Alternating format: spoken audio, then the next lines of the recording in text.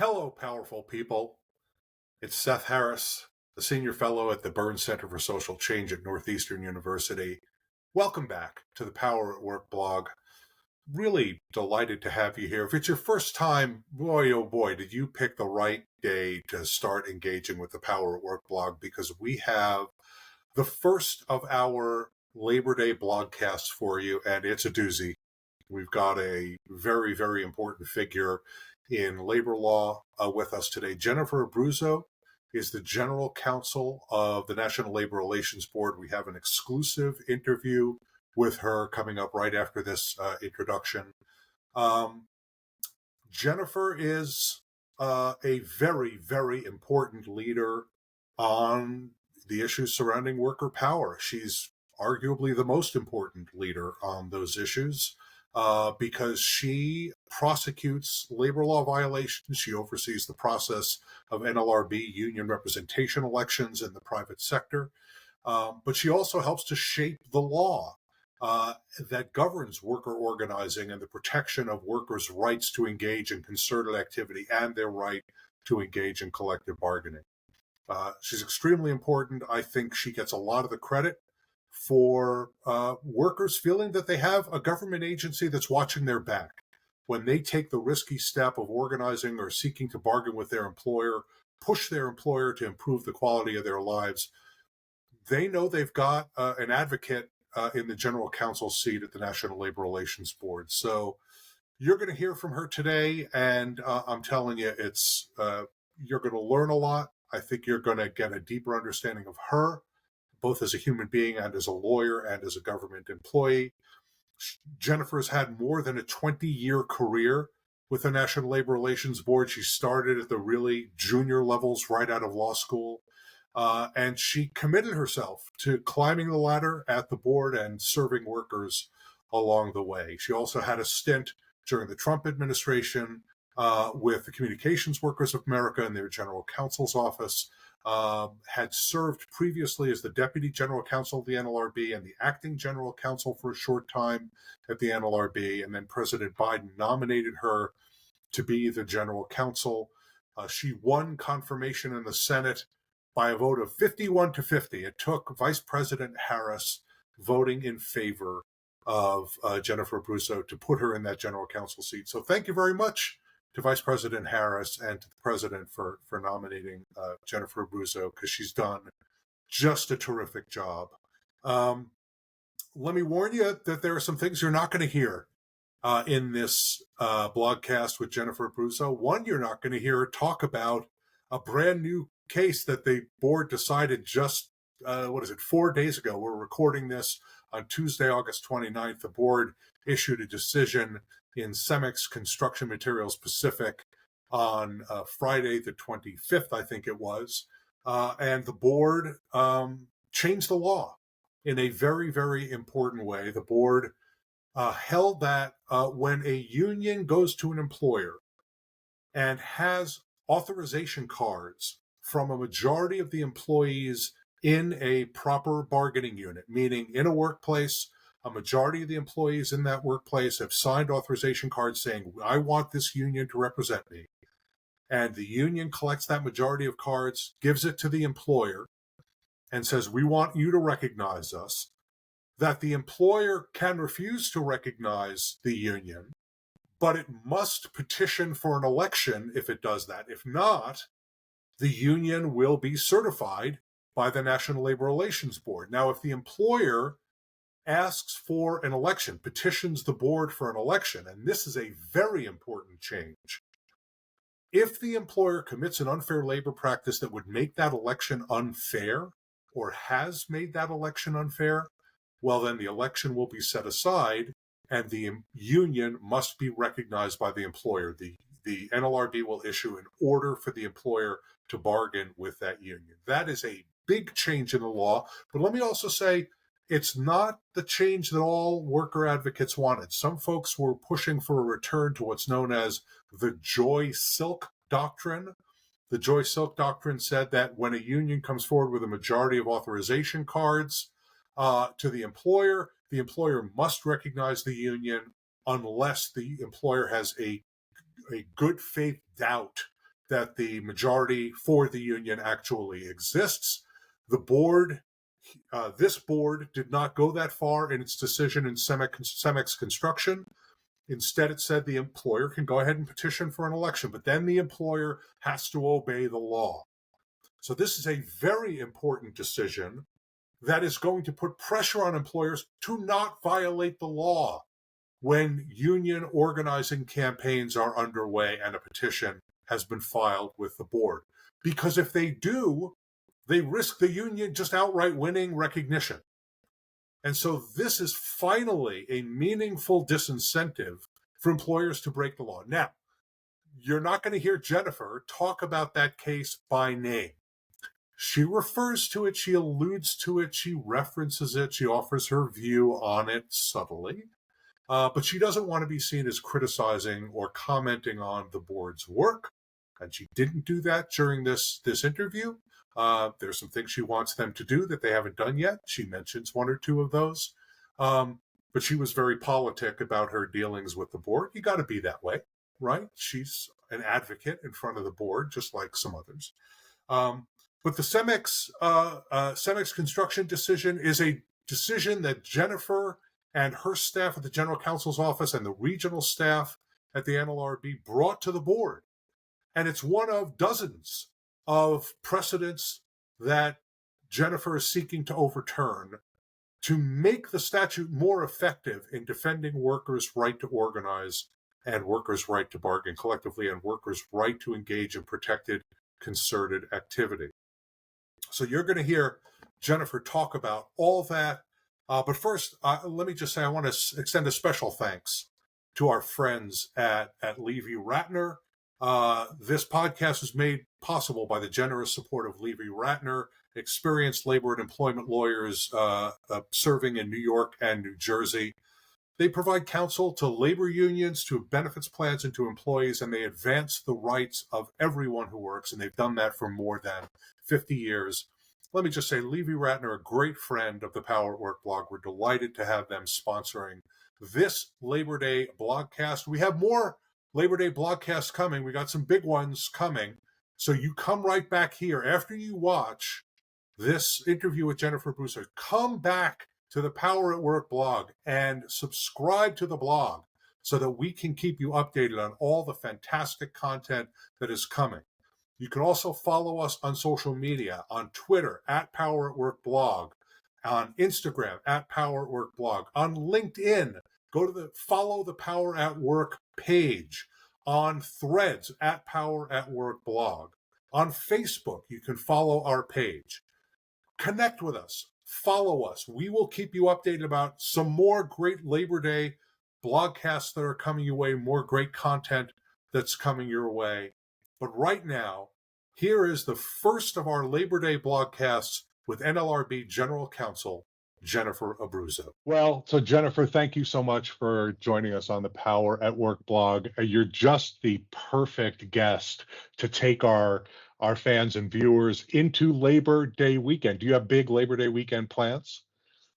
I don't really. I actually am going to spend a little bit of time with some neighbors over the weekend, barbecue. Great. Other than that, I think all of America's asking, what does the NLRB General Counsel do for Labor Day? But that's where they're going to have to guess what you're going to be doing with your neighbors. So I want to start sort of a little bit personally about you. I'm going to start by talking about me, but I'm also going to talk about you.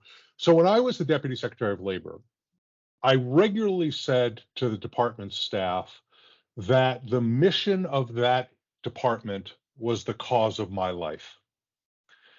And I get the sense from the time that you and I have spent together over the years that the same thing is true for you about the NLRB, that the mission of the NLRB is the cause of your life. Now, would you say that's a fair description of your relationship with the agency? And if I have it right, where did that come from? Is it family? Is it personal experience? How did you end up sort of bonded to this government agency? yeah. So yes, you're right. But so I'll just give you obviously a little bit of perspective about family and experiences. But I was, as you know, Seth, I was raised in a blue collar neighborhood in Queens, New York. Both of my parents were union members. I certainly saw how their negotiated wages and benefits helped improve our lives, and others in my neighborhood were not as fortunate. So it was really important to me that I did all I could to advance equity for others in my community, and more broadly. But I wasn't sure what role that would take or how I could be most effective in doing that. But then kind of some personal events kind of shaped my course. As a divorced single mom, I felt that a professional career would ensure that I could independently provide financial security for me and my son. And so I worked during the day in a human resource department of an international investment bank, and I went to law school at night. And while employment discrimination was offered at night, labor law was not.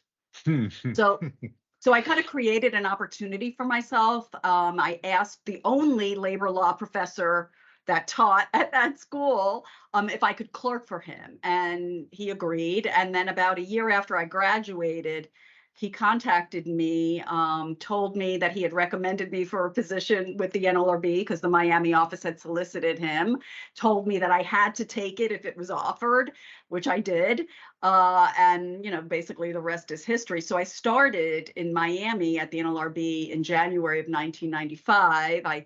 I left during the Trump years and worked for CWA. Now I'm back as their general counsel, and it's just been a great ride. I mean, it's an awesome agency. It's with an awesome responsibility to enforce the only federal pro-worker statute in the country that deals with labor law, not employment law, labor law.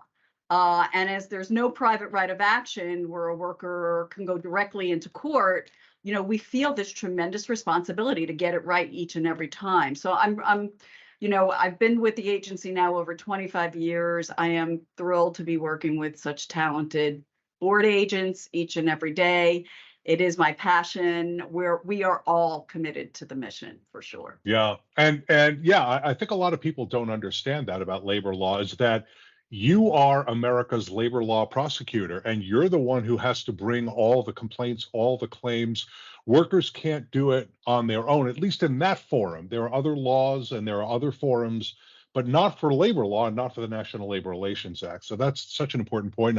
I was eager to hear that personal story. So you become something of a folk hero to organizers and union advocates and workers, and particularly labor lawyers, and all those people who really care about building worker power. And there have been more than a few stories written in which labor leaders, some named, some unnamed, have said that you are the main reason that President Biden can honestly describe himself as the most pro-union president in history.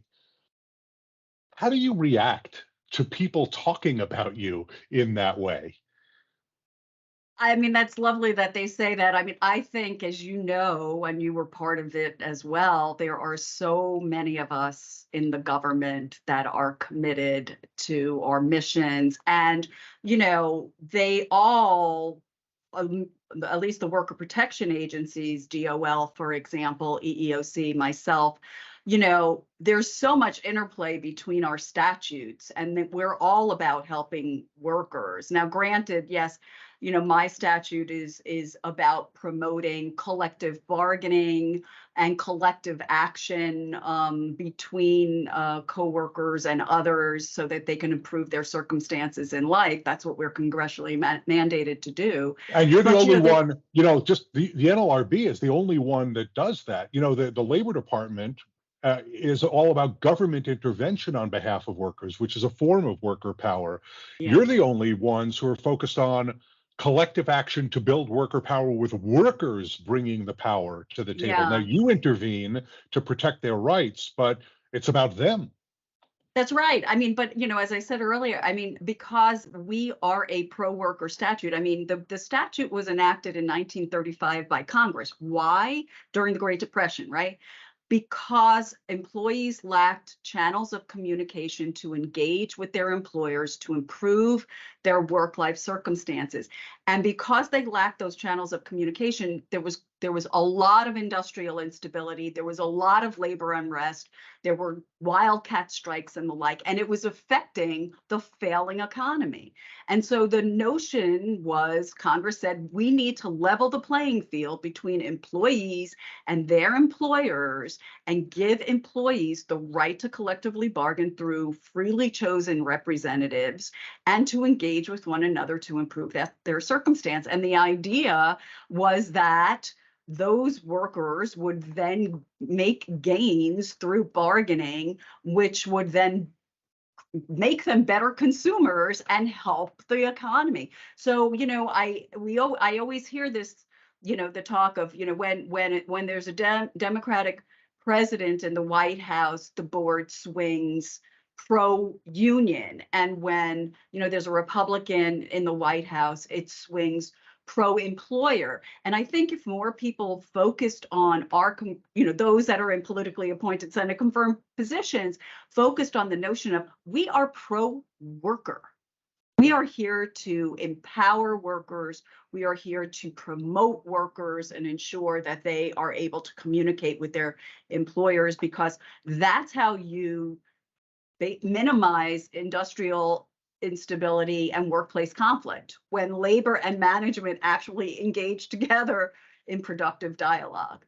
Right. And it's also how you grow the economy, right? If you put Exactly. money in workers' pockets and give workers not just consumption power, but actual power, the economy is better off. You have a stronger economy and a stronger democracy. Absolutely. So there are so many labor law issues I want to talk about with you, but I want to start with a question that draws on some data, and I think they're data that you're very well familiar with. And here they are, just for our audience's benefit. So from 2021 to 2022, the number of petitions filed with the NLRB by workers who wanted a union representation election increased 53%. In the first 6 months of 2023, that number increased 14% when compared with the first 6 months of 2022. So the growth has continued. From 2021 to 2022, the number of unfair labor practice charges filed with the board increased 19%. First 6 months of this year, a 16% increase over the first 6 months of last year. The growth continues. There was an analysis done by a very good reporter named Parker Purifoy for Bloomberg. And in the first half of it, he found that in the first half of 2023, more than 58,000 workers were organized into unions through NLRB administered union elections, which is 10,000 more than during the first half of 2022. And that's this, according to Bloomberg, that's the second highest first half organizing total since 2000. What should those numbers tell us about union organizing, about worker activism, and about labor relations in 2023 in the United States? Yeah, listen, this is how I look at this. Whether it's right or wrong, I don't know. But I think we all struggled through the years of the pandemic. But we had losses, we had challenges. But I think one of the positives that came out of the pandemic was that workers woke up and spoke up about the value that they add to their employers' operations. And as a result, I think that they're organizing. And we at the agency are seeing many more workers, as you've just described, Seth, throughout the country that are learning of their rights, because if they don't know their rights, they can't exercise them, and then exercising them to organize and be heard. And we've seen over the course of my 2 years back at the agency, a surge of underserved, underrepresented, vulnerable communities, many people of color, really elevating their voices and seeking a seat at the bargaining table. Because it's one thing to speak up, it's another thing to actually take action and get results that you want. And we're seeing, and you hear about it publicly as well, you're seeing workers elevate their voices and seeking a seat at the bargaining table, both through traditional labor organizations and through homegrown ones. And as far as my agency is concerned, it doesn't matter, right? What matters is that workers at McDonald's and Starbucks and Amazon and Trader Joe's and Home Depot, Whole Foods, whatever it is, that they feel empowered to engage with their employers about substandard wages and working conditions, about health and safety, which is huge, about inequitable treatment and lack of opportunities. And, and in fact, we are litigating cases involving social, racial, and economic justice advocacy that employees are engaged in, which obviously, like Black Lives Matter protests, obviously there's a broader societal interest, but there's also a connection to the way they are being treated within their own workplaces. And so I think my agency in particular is uniquely situated to help these workers as they seize opportunities to level the playing field with their employers. And that's what Congress sought when they enacted the rights for workers to collectively bargain and associate with one another to improve their working lives. And I also, you mentioned President Biden, and I do have to say, I think it's imperative that we take advantage of this empowering climate. We have a president who's repeatedly talked, correctly, I believe, about the importance of labor. We have ongoing organizing efforts, the likes of that I've never seen in my entire career at the agency. And we're dealing with a new generation of workers, and they are our future. And so I just think it's a moment that we really need to seize and help workers to ensure that their voices are being heard and their issues are being addressed in a positive way. Yeah, let me just say, if President Biden were here, he, as he often did during these speeches, where he would talk about the difference between talking about labor and then he'd lean into the microphone and say, union, right, and get a big round of applause from whoever was there. So, you're not just sort of helping and servicing those workers. You're playing a leadership role in shaping the law. And I have some specific issues that I want to talk to you about.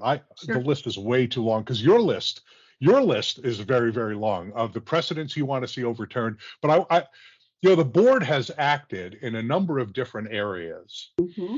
And in a lot of cases, based on efforts that you have made as the general counsel through memoranda to your field staff, essentially saying the law is wrong or the law is a little stilted over here. We want to take the position that something different is true, something that is more worker protective, that is better to enforce the statute, that is a more accurate reading of what Congress intended. We're going to take a different position. And in some cases, the board has acted on what you've urged. In some cases, they have. I would say I don't think you've been outright rejected yet by the board, but there are some where they haven't acted yet. There are still some things on their docket, and you've got some time left in your term.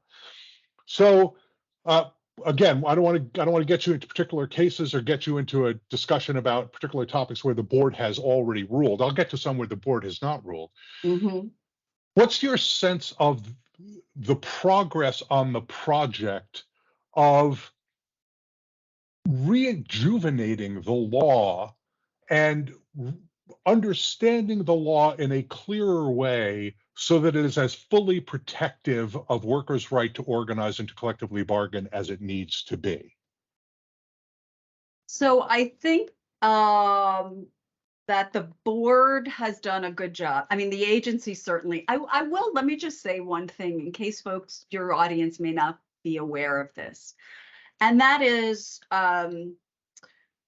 when we find the regional offices, of which we have 50 all around the country, and they investigate the cases and ultimately make determinations in the first instance whether or not there's been a violation of the act. In about 40% of all cases that are filed with us, and they have to be filed with us because we don't have any independent investigatory authority, which is something else that folks need to know. In about 40% of those cases, the regional directors will find merit in the first instance. And Of all of those meritorious cases, 95% or so are settled with the regional offices. And so we are getting, without, litigating them through an ALJ, without litigating them at the board, without perhaps going into court if there's, a need to get compliance or enforcement. But workers, violations of workers' rights are being remedied very promptly by our regional offices in the first instance. So, I just want to give a shout out to our regions because they are doing a tremendous amount of work with many fewer resources than they had even when I was here before I left during the Trump years. I mean, they really have. There was not a lot of backfilling going on, and we don't have as much staff certainly as we did before. So they're really doing yeoman's work, taking on a tremendous caseload with less staff, but they're still remedying violations quickly, and the settlement rate is still at 95%, and it has been at 95%. So, as I said, they are tremendously committed individuals and are doing everything they can. So it means those on the front lines that are dealing with workers on a daily basis are really doing the bulk of the agency work. And these, you mentioned the cases where I've sought to change precedent, which I just thought wasn't truly effectuating our mission and wasn't comporting with our congressional mandate. I think that the board has made gains. I mean, I've asked them to reconsider precedent that went beyond the Trump years, such as those related to disincentivizing employers from misbehaving and abusing our processes in order to circumvent the free choice of a majority of employees who designate a union to represent them. I'm asking the board, and the board just issued a decision about that. I've asked the board, and they have not yet taken this up, but organizing is just the first step, right? You can organize, you can get majority support, you can seek voluntary recognition or go to an election. But once the union is either recognized or certified as the bargaining rep, then the hard work starts, right? Then you're negotiating for a collective bargaining agreement that's going to inure to the benefit of the workers and inure to the benefit of the employer's operations. And this is what you're about to get into. The place you're going now is one of the single biggest frustrations for folks in labor. And I would argue that what the issue that you're getting into right now, which is the employer's refusal to bargain in good faith, is a serious threat to the rule of law in our country. But let me let you go ahead and talk about it. Yeah, well, no, you're right. I mean, it's to say, I mean, we are about promoting collective bargaining. And, when an employer refuses to recognize and bargain with either a certified or a designated collective union that's going to negotiate, has been chosen to negotiate on behalf of the workers in that particular workforce. Right now, the law is such that I think it actually incentivizes bad behavior by employers, because there's no incentive for them to bargain in good faith if they abuse our processes and delay the situation. It undermines support of the union, because when unfortunately, you go through the board issues a decision, then it's appealed, you go through, it's a test of cert case, right? A test of certification case. The board typically quickly resolves it, but then it's appealed to a circuit court. Then the circuit court has to weigh in and make a determination, and that could take a year or two or longer. And so what happens is workers who have designated or selected a union to represent them cannot have those representational efforts provide them with any gains, because their employer has refused to bargain for a year, 2 years, or longer until a court has made a determination.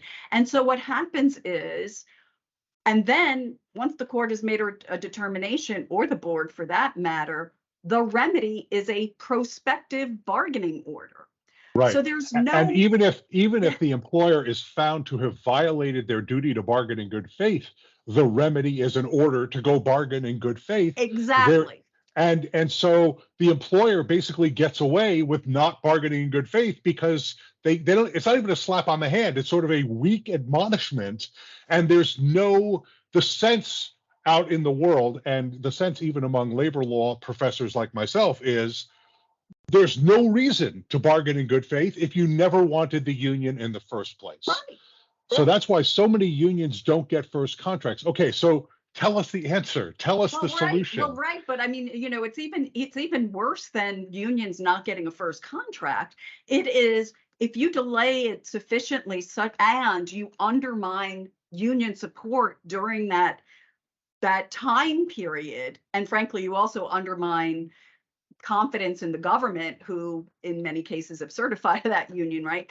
So you then create, and not you, employer, create an opportunity right, for yourself to actually have people decertify the union, because they're like, hey, why do we need, nothing's happened in the 2 years. Why should we be paying union dues, or why should we continue with this union when they've done nothing for us? The only reason why they've done nothing for you is because your employer refuses to bargain with them. But right. It's hard to get that message across to workers sometimes who are just frustrated. So my solution is that I think that that employers should be required to compensate all workers for the lost opportunity to make gains in bargaining at the time that they were required to bargain with the union, which was when they initially either recognized or were certified. And in that way, and this is something that, other, like the Ontario Labor Relations Board, California Ag Board, these are, there are ways to determine comparators, right? Using another collective bargaining agreement in the same geographic area with the same classification of workers, where a high road employer actually negotiated a CBA, a collective bargaining agreement, with a union, and use that as a comparator to say, hey, if this bad acting employer would have bargained at the time that they should have, this is the sort of collective bargaining agreement with these wage rates and these benefits that those workers got, but the workers in the case of the bad employer didn't get. And so I think if you can, and the law allows for this. I've briefed this before the board. I hope that they take it up. Right, and this is in the law.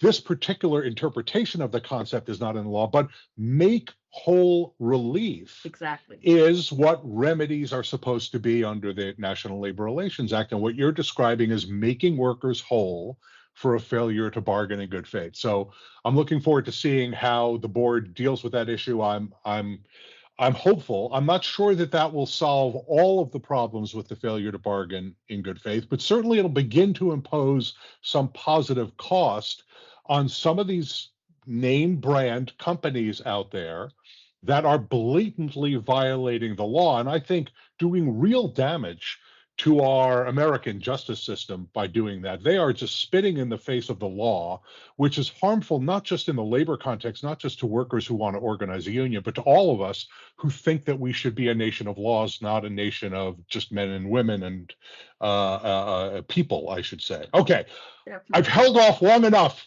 I've got to get into some specific legal issues with you, and I think these are issues that have not yet been decided by the board, but if you don't want to take them on, that's perfectly okay.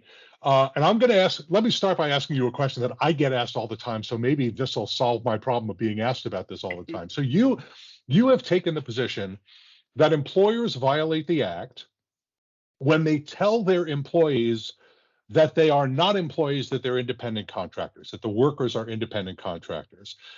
In other words, misclassification of employees is an independent violation Right. of labor law. Tell us why that's so, and is this case? Are you finding cases out there? Are you finding misclassification cases out there? So I'll tell you, yes, we have a case now in the pipeline about that, but let me let me just kind of give your audience a little bit of context. If you're an employee, if you're classified as an employee, you have the full protections of the NLRA as well as other worker protection statutes. And if you are classified as something else, like an independent contractor, let's say, who is specifically excluded, independent contractors specifically excluded from our statutory coverage, then you have no legal protection. So misclassifying employees has really dire consequences for workers. And I think it really has to stop. So I pursued an independent violation of the statute or I'm pursuing an independent violation of the statute if an employer misleads employees, whether they're players at academic institutions, whether they're gig workers or other workers who are mislabeled as independent contractors.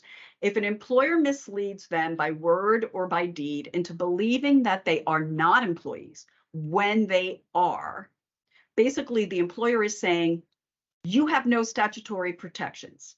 And that chills workers from engaging in the collective action that they're entitled to improve their working or playing conditions, which I would consider working conditions, because they believe that exercising their right to engage in collective action is futile or could lead to adverse action without any recourse, right? They can't come to the agency because they feel they don't have protection. So I will tell you that the board did issue. Now they did not find in this particular case, the Atlantic Opera case, which I don't know if you were going to talk about or not, but the Atlantic Opera case talked. The board asked for briefs on the notion of employee versus independent contractor status, and I filed a brief, as did DOJ antitrust, and which was really important because, certainly I look at it, and I think you do too. I mean, we're looking at things through a labor and employment lens. I mean,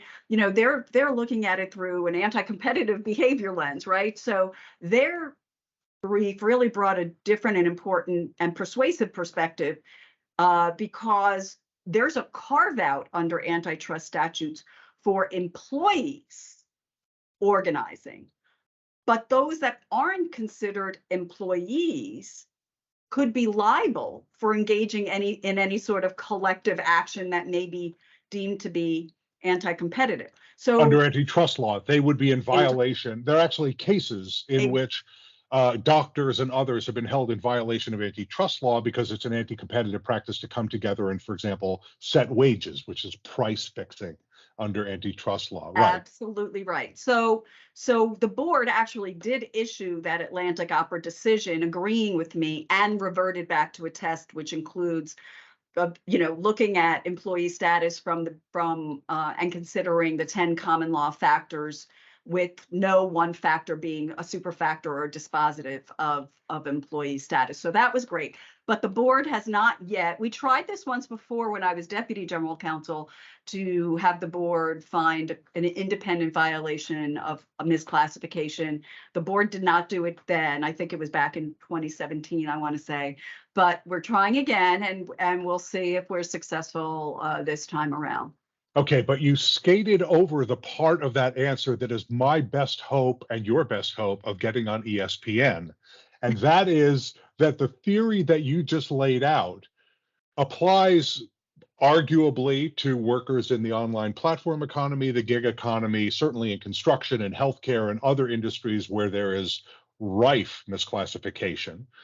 But it also applies to student athletes. You've taken the position that student athletes can be, it depends on whether they meet the test, but they can be employees under the act. So here's my shot at ESPN. Let's see if it works. Are you saying that the Duke basketball team and the Clemson football team can organize unions and go out on strike during bowl week? So this is what I will say. So let me just go back again to basic principles, Sure. right? Someone's considered an employee not based upon any sort of label that an employer may give it, which includes, I say players at academic institutions. I don't like saying student athletes, but at any rate, it's not determined by what the employer, whether it's a private sector institution, I have to say, because those are the only ones I Right. have jurisdiction over. So, Right. but it's based on the law and the language. Of course, as I've said before, our statute has to be broadly construed. Our statute does not specifically exclude students or athletes. The word student, right? My understanding, let me just say, I used to teach labor law. I've looked at the statute closely. I don't believe the word student even appears in the statute. So that's a made up distinction that sadly some predecessor boards have treated as being a meaningful distinction. It doesn't exist in the statute. Right. And under as I mentioned, the common law test, an employee is one who performs services for an institution, and that institution has control or the right of control over significant aspects of their daily lives. So, depending upon the facts of a particular case and how much the NCAA or the private sector school has control over the daily lives of these players is going to, as far as I'm concerned, determine whether or not they're employees. And I will say that, compensation bolsters employee status, but it's not dispositive. Profit making is not dispositive. So if you control the number of practices, their training, the competition hours they put in, what classes they can take and when, the more that you are controlling the aspects of their daily lives and taking it away from academics, frankly, the more you are treating them as employees, and you should be providing them with the benefits and the equal opportunities that they deserve.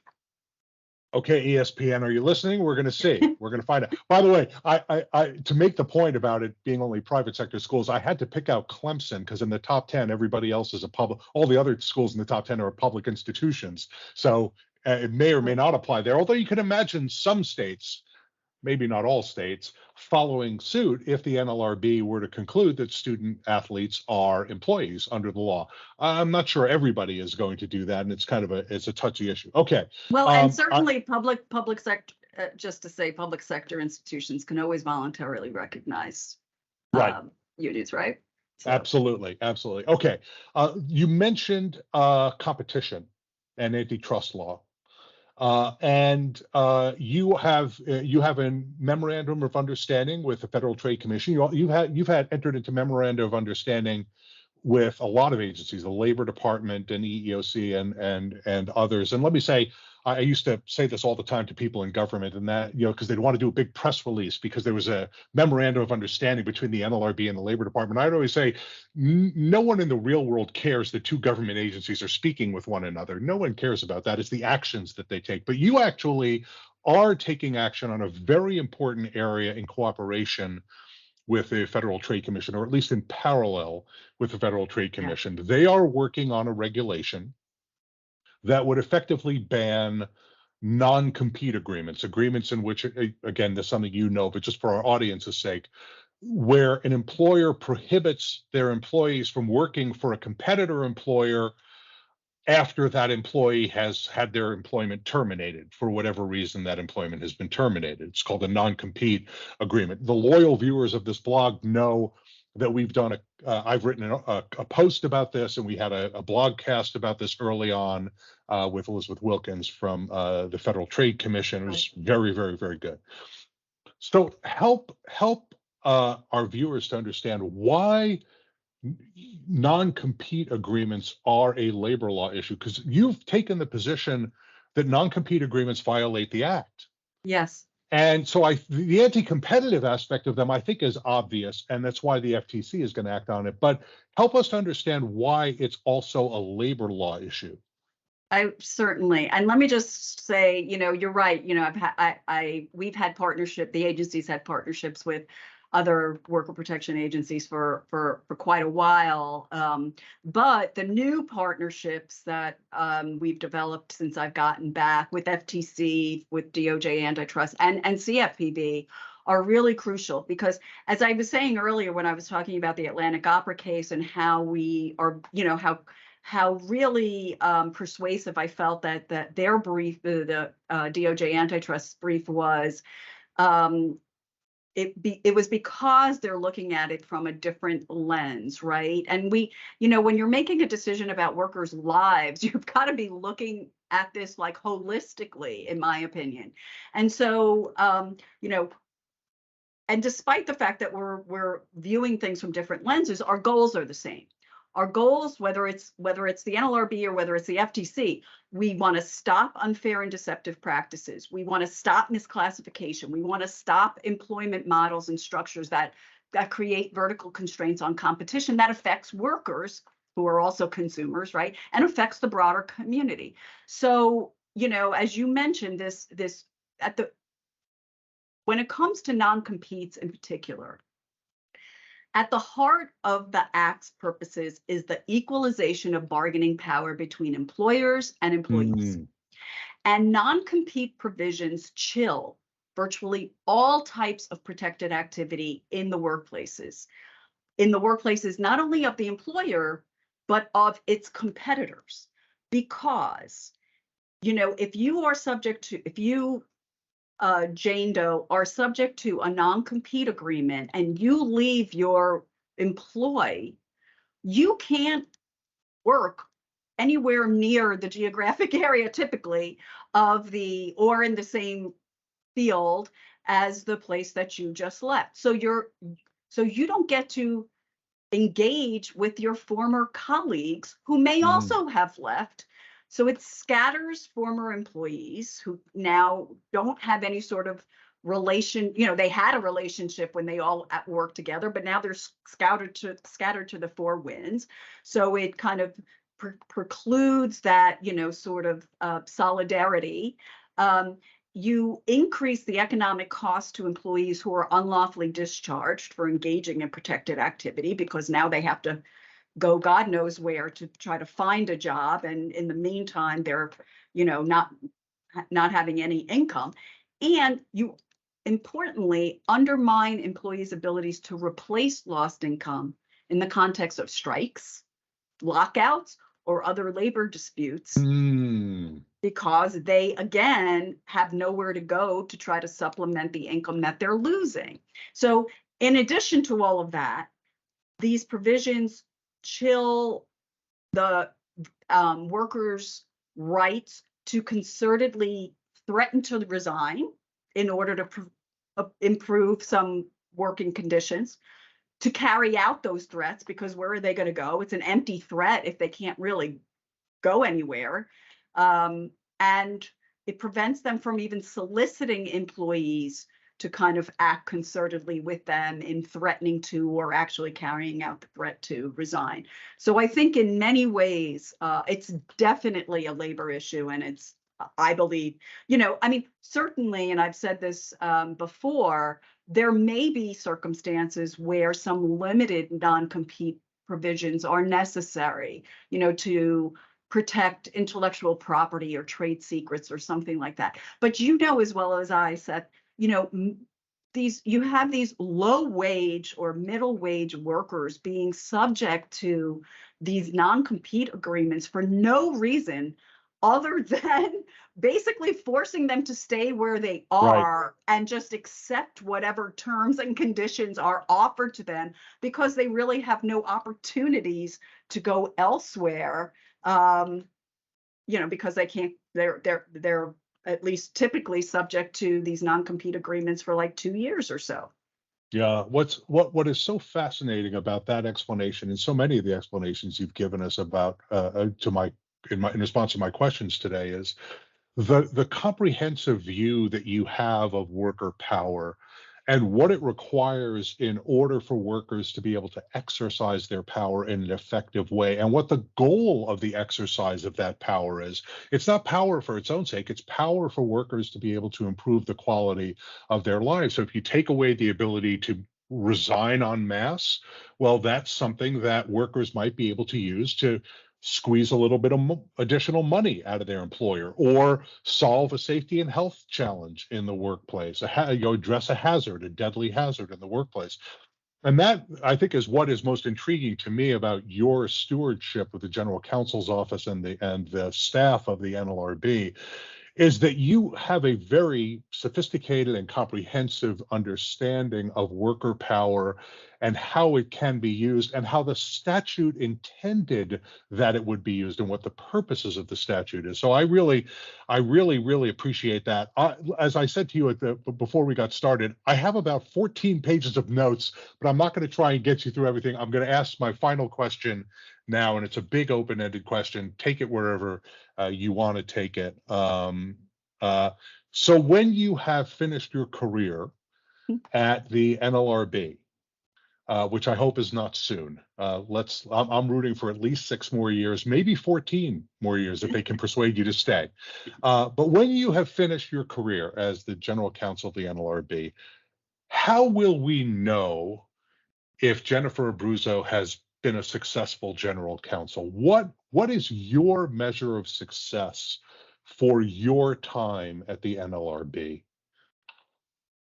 Well, that's a great question. I would say, and certainly you don't do this, I don't do this in a vacuum, and I certainly don't do this by myself, and it really is a team effort. So I think. But you're the wait a minute, I'm not going to let you off that easy. You're the leader.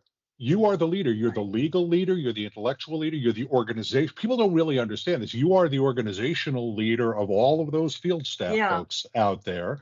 There's another leader, the chair of the board, who's fantastic and a great friend, and I think she's done a wonderful job. But you're the leader. So I appreciate your humility and your support for your staff, and they're all wonderful and mission focused. But I want to know, because someday you and I are both going to be retired, and we'll be sitting on a beach in Maine, or we'll be sitting on a beach in Delaware, with whoever wins in the coin flip about whose summer governs. And when you look back, how will you know whether you succeeded? And because that's the kind of thought that can drive the way you do your job. And I'm wondering if you have that thought in your mind. Yeah, I mean, of course, the main goal is always to promote collective bargaining and to encourage workers to speak up about their issues. And whether it's through unions or not, frankly, right? We protect union activity, and we protect protected concerted activity.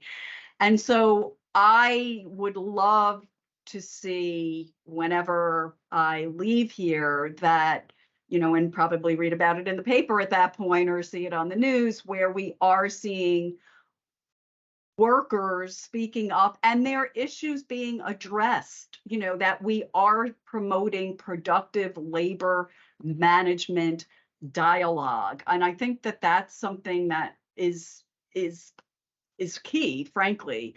I mean, look, workers are not alone. There is strength in numbers. And with the challenges associated with the pandemic and beyond, it seems to me that if we continue to encourage labor management relations that are undertaken in a very productive manner, whether it's with regard to safety and health, or scheduling, or compensation, or other benefits, or whatever it is that workers care about, I think that's a crucial step towards workplace stability. And when workers feel empowered to speak up and out like they are now, and I hope they continue to do it, and I hope that employers actually are listening and the great thing would be if employers kind of stop fighting their workers in terms of their choices to get representation or to speak up on their own, but actually address the issues.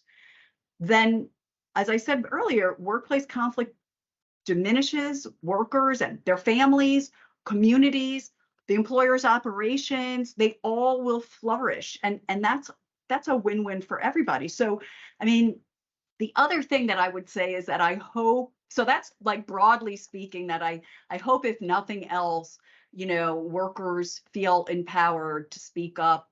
Businesses hopefully will come on board to know that addressing the issues of import is the best way for them to proceed as well. And that's just going to benefit our economy, frankly. And I will also say, I do hope that politically appointed Senate confirmed individuals that are running agencies are really taking their responsibilities seriously and really understanding what their congressional mandate is, and ensuring that we're not only comporting with it, but we are doing all that we can, looking at and considering the industrial realities of the workplace today compared to that in 1935, for example, for my statute, and just making sure that we're doing the best we can for workers out there each and every day. So I think that's what I would say.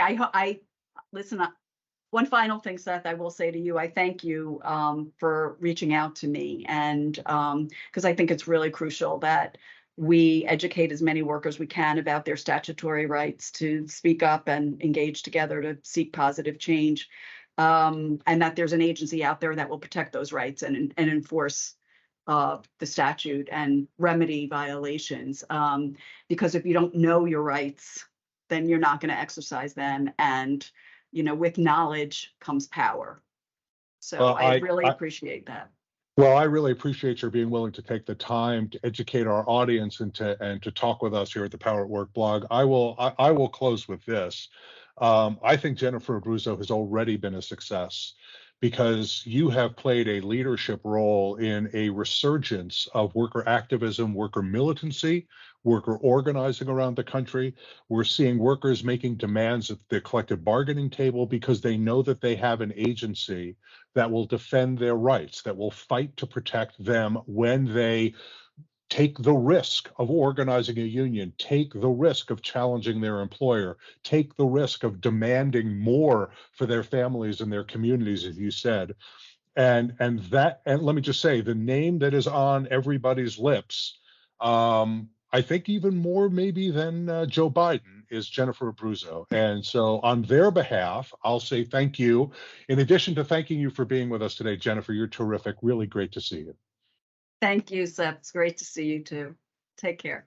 Thank you. Well, I hope you felt that was everything I promised it would be. Jennifer Abruzzo, the NLRB General Counsel, just terrific. And we have some more terrific interviews coming your way.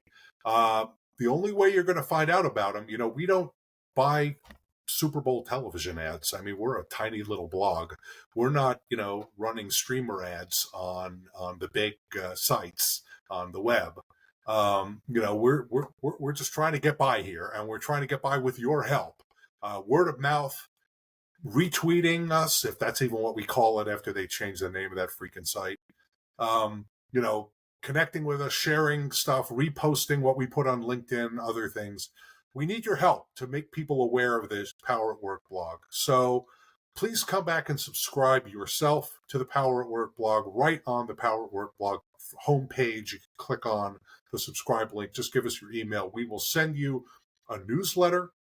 We'll send you the weekly download, which is a collection of more than 24 stories, studies, articles, opinion pieces, videos, other things that you'll find on the web about worker power, worker organizing, and unions.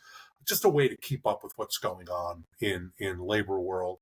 And in addition to subscribing, please follow us on social media. At Power at Work blog on Twitter, at Power at Work blog on Threads, at Power at Work blog on Instagram. Follow us on LinkedIn, the Power at Work page. Follow us on Facebook. And you'll see a lot of this content there.